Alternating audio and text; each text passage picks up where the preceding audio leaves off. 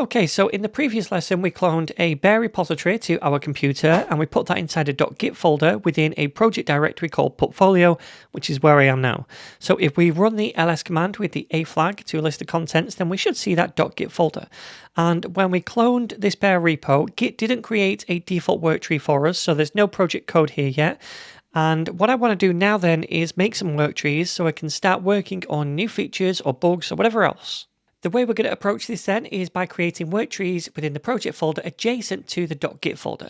Now the first work tree that I might make is one for the main branch as a reference, a bit like having a default work tree but in its own folder called main.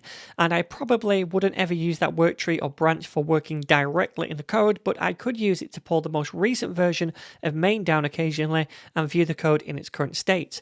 Then if I wanted to work on a new feature, I could make a new work tree called feature ABC or whatever the feature was called.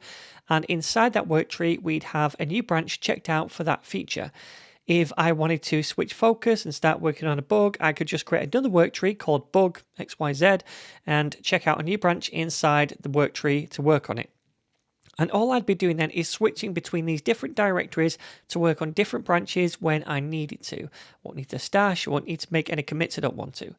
Then once I've pushed and merged a branch into main on GitHub, I could pull down that latest version of main into this main work tree to keep everything up to date. And the reason I like this approach personally is because we're keeping all the work trees, the bare repo, together inside a single project directory. So I feel like it's more organized this way to easier manage all the different work trees. But anyway, let's try doing something like this in our project folder. So then I'm already in the portfolio project folder, and within this all we have is the .git folder for the bare repo for now. And now I want to make a new work tree for the main branch first of all, just so we have the main work tree as a reference and we can use it when we need it. To do that then we can type Git Worktrees add. And since we're already on the main branch, we don't need to specify a new branch to check out or anything. We just need a directory path for the work tree, which is going to be inside a folder called main within this current directory. So we can just say /main to do that and then hit enter. All right, so that's going to create a new work tree for us.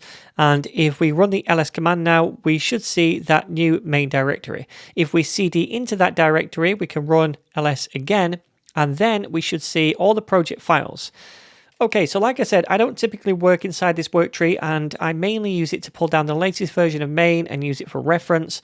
But now then, I want to cd back into the parent project directory and make a new work tree to work on maybe a feature or something. So let's do that. And we're going to type the command Git Worktrees add. And this time we do need the B flag to check out a new branch for this work tree, and I'm going to call that feature ABC. Doesn't really matter what it's called. After that, we need the path to the work tree, which is going to be /feature-abc, the same name as the branch, and then we can just hit enter. Okay, so now if we run ls, we should see both a main folder and the feature ABC folder, one for each work tree. And if we cd into the feature-abc work tree, we should see that we get switched to the feature ABC branch. So I could just start working on this feature now inside this work tree. So let me run the ls command and then open up an HTML file. It doesn't really matter which one. Then make a change and then save it. So that now we've got an uncommitted change on the branch. And if we run the git status command, we should see that uncommitted change. All right, so now let's imagine we need to quickly switch to another branch for a hotfix or something. So what I would do now then is probably cd out of this feature work tree back into the parent project folder and then create a new work tree from here. Now, I don't technically need to cd out of that directory that I was in. I could have made the new work tree directly from that feature work tree, but this is just something I do to avoid adding the new work tree where I shouldn't, or using the head location within that work tree to base the new branch on, just in case I had extra commits on that feature one. And again, you can specify which branch to use as a base for the new work tree, but I just find this approach easier. So then, I'm going to make a new work tree now by typing Git Worktrees add, followed by the B flag to switch to a different branch, a new one, which I'm going to call Hotfix 123 or something. And then we need the path for that new work tree, which is going to be the same name as the branch, so /hotfix-123. All right, so now once we've done that and we run the ls command, we should see that new folder. Also, we could run the Git Worktree list command right now as well. And when we do that, we should see 3 different work trees we added. One for the main, the feature one, and now the hotfix one. Anyway, let's cd into the hotfix 123 directory now. And when we do that, we should automatically get switched to the hotfix branch as well. Okay, so now we can make some kind of change in this work tree. So let me list out the contents first of all, so we can see the files. And then I'm just going to open up the README file right here and make a quick change to that file. Doesn't really matter what. And then we can save the file.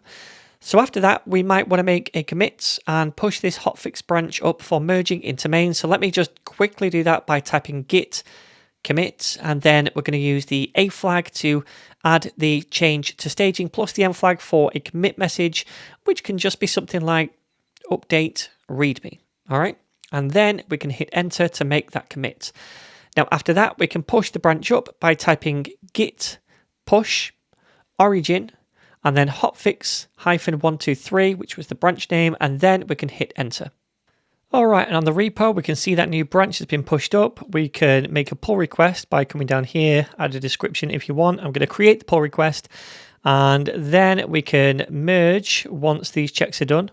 Let's merge it right here, confirm the merge, and then we could also delete the branch from the remote repo as well.